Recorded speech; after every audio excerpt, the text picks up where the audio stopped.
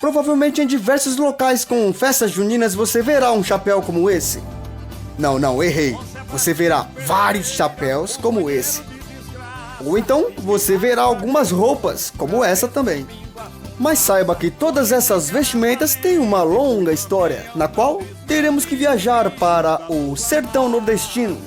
E foi lá que ocorreram algumas histórias interessantes, com pessoas que usavam muito essas vestimentas. E também foi a história de um homem que deu início a várias músicas, como essa que você está ouvindo aí. E como hoje é sábado, hoje também é dia de 7 minutos, aquele famoso quadro onde temos pouco tempo para contar uma interessante história. E por mais que a história seja longa, temos muito pouco tempo. Temos que encurtar um pouco essa história interessante, como essa que vamos contar hoje. A interessantíssima história de Virgulino Ferreira da Silva, o Bambambam, o rei do cangaço. Porém, muito mais conhecido por todos como Lampião. Então vamos correr, que 7 minutos passa voando. Sigam-nos até o sertão. Faz gosto brigar comigo, porque sou bom cantador.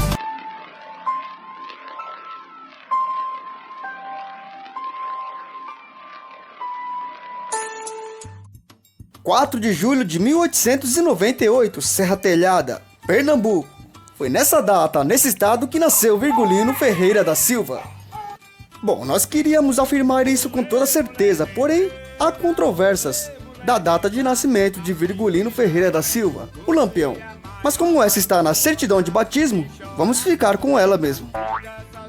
Ele era o terceiro filho de seus pais, José Ferreira da Silva e Maria Suncena da Purificação. E foi na antiga cidade de Vila Bela, que hoje em dia é conhecida como Serra Telhada, que Virgulino passou a sua infância. A sua infância não foi muito diferente das demais crianças, o que mudaria radicalmente na sua vida adulta.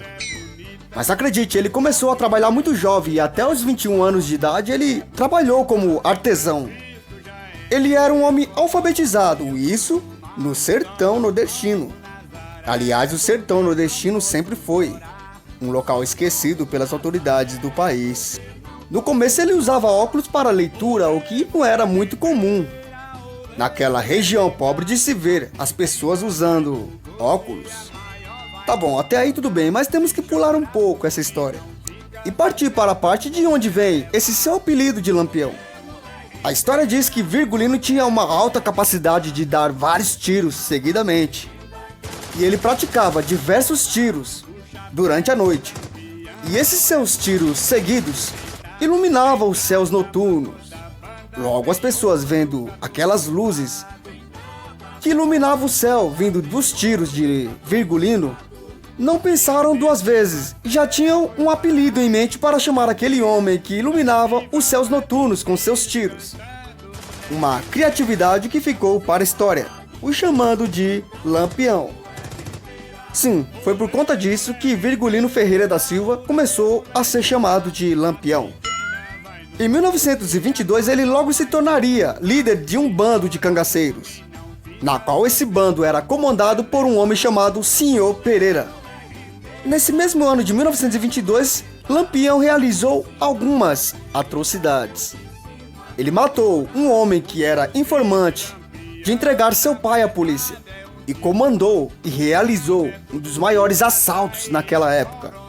O assalto contra a baronesa de Água Branca, que ficava lá em Alagoas. Ele ganharia nome e logo comandaria não só um, mas vários bandos de cangaceiros paralelos. Lampião, com esses cangaceiros, passou por 20 anos a viajar de cavalos. E todos, sem exceção nenhuma, com aquelas vestimentas. Todos armados, realizando ataques a fazendas, municípios. E como não havia contrabando de arma naquela época, eles roubavam armas e armas da polícia mesmo. E aqui vai algumas coisas praticadas por Lampião e seus cangaceiros: roubos de gados, saques, sequestros, assassinatos, torturas, mutilações e estupros. Não era uma coisa muito legal de se fazer. Então não sei por que essa alegria toda em anunciar essas práticas.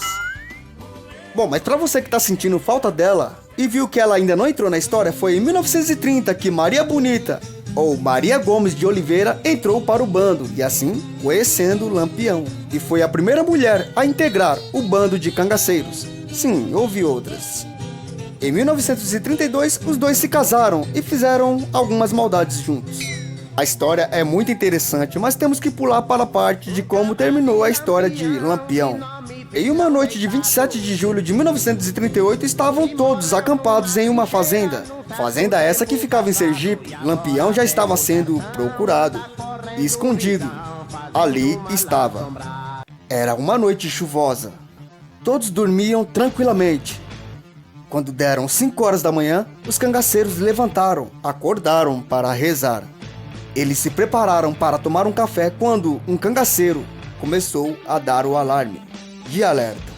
Eram os policiais do tenente João Bezerra e do sargento Aniceto Rodrigues da Silva, que chegaram disparando contra tudo e contra todos. Lampião e seu bando era pego de surpresa. Um ataque que durou por 20 minutos. Lampião foi um dos primeiros a ser atingido e um dos primeiros a morrer. Logo em seguida, Maria Bonita viria a ser gravemente ferida. Alguns cangaceiros escaparam do cerco. Dos 34 que não conseguiram sair do cerco policial, 11 morreram ali mesmo.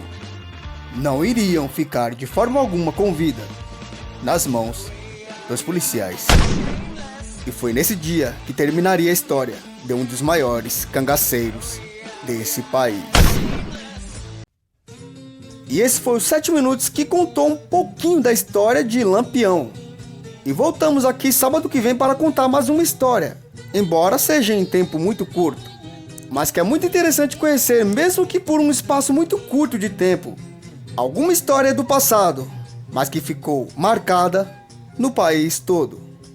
Cabra de Lampião, de nome vilão deitado.